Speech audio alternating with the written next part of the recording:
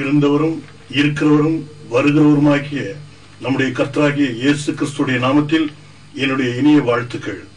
திரும்பவும் நான் உங்களை சந்திப்பதில் மகிழ்ச்சி அடைகிறேன். கர்த்தர் கொடுத்த பெரிய சாக்கியம் இது.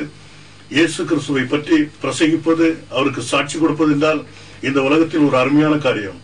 இன்று கூட வேதத்திலிருந்து ஒரு பகுதியை நாம் பார்க்கலாம். ஒரே சபை. ஒரே சபை என்பது என்ன? இங்கே வேதம் சொல்லுகிறது, எபேசியர் 4வது அதிகாரம் 4-5வது வசனத்தை நாம் கவனிப்போம்.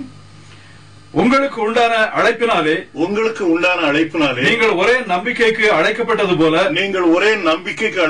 போல ஒரே சரீரமும் ஒரே ஆவியும் உண்டு. இந்த ஒரே சரீரம் என்று சொல்லக்கூடிய இந்த வார்த்தையானது சபையை குறிக்கிறது. இந்த ஒரே சரீரம் என்று நாம் சொல்லும் போது இங்கே ஒரே ஒரு சபை மட்டும்தான் காணப்பட வேண்டும். ஒரே என்பதற்கும் ஒரு சபை என்பதற்கும் அநேக வித்தியாசங்கள் உண்டு. இந்த உலகத்தில் எத்தனையோ சபைகளை நாம் பார்க்கிறோம், ஆயிரக்கணக்கான ஸ்தாபனங்களை நாம் பார்க்கிறோம். ஆனால் வேதத்தில் சொல்லப்பட்ட இந்த ஒரே சபை என்னது? இதை பற்றி நாம் வேதத்தின் மூலமாகவே அறிந்து கொள்ள வேண்டும். இந்த ஒரே சபை என்று சொல்லும் போது இந்த சபையை பற்றி வேதத்தில் என்ன எழுதப்பட்டிருக்கிறது? எபேசியர் நிறுவனத்திலே அங்கே பவுல் எழுதினான் இந்த காரியத்தை. கொலோசியரில் நமக்கு அங்கே ஒரு வார்த்தை நாம் பார்ப்போம். கொலோசியர் 2வது அதிகாரம் 18வது வசனத்தை நாம் கவனிக்கும் போது, கணுக்களாலும் கட்டுகளாலும் உதவி பெற்று இணைக்கப்பட்டு தேவ வளர்ச்சியாய் வளர்ந்தேறுகிற சரீரம் முழுவதையும் ஆதரிக்கிற தலையை பற்றி கொள்ளாமல். இந்த சரீரத்துக்கு ஒரு தலை உண்டு. இந்த சரீரம் அந்த தலையோடு இணைக்கப்பட்டது. சரீரத்தை நாம் சபை என்று கவனிக்கிறோம். இந்த சபை சரீரமாக காணப்பட்டால் இந்த சரீரத்துக்கு நிச்சயமாக ஒரு தலை உண்டு. இந்த தலைதான் கர்த்தராகிய இயேசு கிறிஸ்து.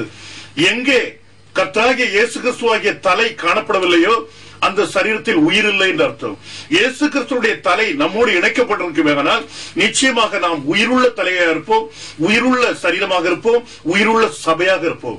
இங்கே வேதத்தில் கொலோசியர் 1வது அதிகாரம் 18 முதல் 20 வரை நீங்கள் கவனிங்கள். அவரே சபையாகிய சரீரத்துக்கு தலையானவர். வேதம் சொல்லுகிறது, அவரே சபையாகிய அந்த சரீரத்துக்கு தலையானவர், எல்லாவற்றிலும் முதல்வராய் இருக்கும்படி அவரே ஆதியும் மரித்தோரிலிருந்து எழுந்த முதற் பேருமானவர். சகல பரிபூரணமும் அவருக்குள்ளே வாசமாயிருக்கவும் அவர் சிலுவையிலே சிந்தின ரத்தத்தினாலே, கவனிங்கள், அவர் சிலுவையில் சிந்தின ரத்தத்தினாலே சமாதானத்தை உண்டாக்கி பூலோகத்தில் உள்ளவைகள் பரலோகத்தில் உள்ளவைகள் யாவையும் அவர் மூலமாய் தமக்கு ஒப்புரவாக்கி கொள்ளவும் அவருக்கு பிரியமாயிற்று. அவர் மூலமாய் தமக்கு ஒப்புரவாக்கி கொள்ள அவருக்கு பிரியமாயிருந்தது. வேதம் சொல்லுகிறது, சபை இயேசு கிறிஸ்துடைய சரீரம். இந்த சரீரத்துக்கு தலை இயேசு கிறிஸ்து.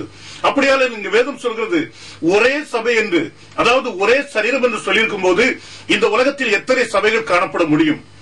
இந்த உலகத்தில் கிறிஸ்துவுக்கு எத்தனை சபைகள் உண்டு? வேதம் திட்டமாக சொல்கிறது ஒரே சரீரம். ஒரே சரீரம் என்று சொன்னால் அதற்கு முன்னும் பின்னும் வேறு சரீரங்கள் காணப்பட முடியாது.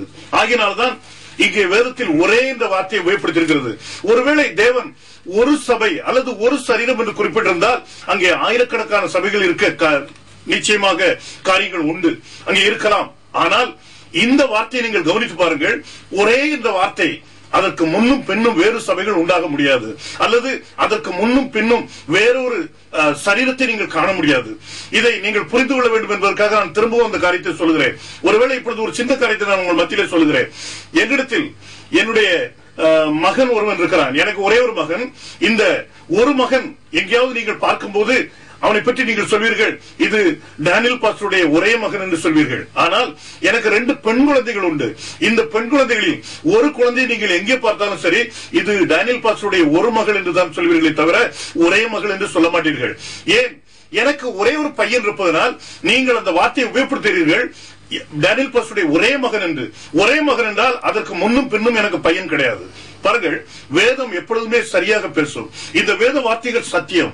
இந்த வார்த்தைகளை தவிர மற்ற எந்த ஒரு காரியத்தை நாம் விசுவாசிக்க கூடாது.